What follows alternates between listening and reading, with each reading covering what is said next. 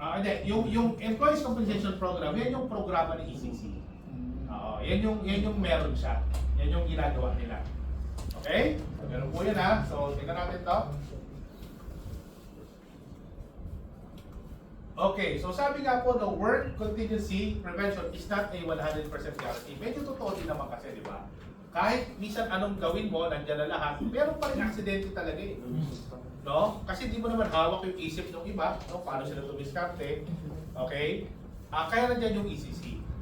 Okay? Kumbaga, let's say may naging aksidente pa rin, okay? Nandiyan siya na pwedeng makatulong sa mga employees, okay? Or sa workers. Okay? Nandiyan yung programa ni ECC.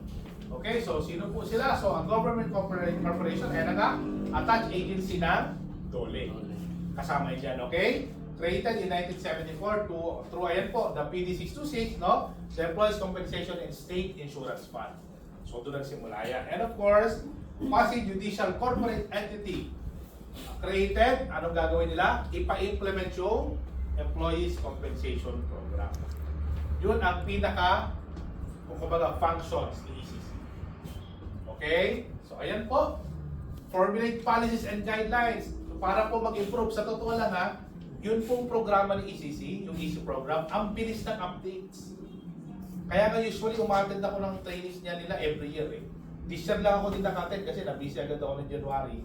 Usually every January, no? Kasi of course, dinidiscuss namin. So, kailangan updated din tayo dyan, okay? Ang bilis, which is good, sa totoo lang. Imagine niyo kung hindi nila nire-review yan, baka yung mga presyo nung mga panahon 30 years ago yun pa rin. Baka halos wala ng value yun. Mamaya yun, okay? And sila rin po nagre-review, no? Pag na meron pong na-decline or na-disapprove ng mga pinafile sa claims, no? Through SS or TSIS. So yun po, sila rin ang nagre-review. And of course, they also help sa pag-initiate ng policies and guidelines towards accident prevention. Ito ngayon yung tanong ko, sorry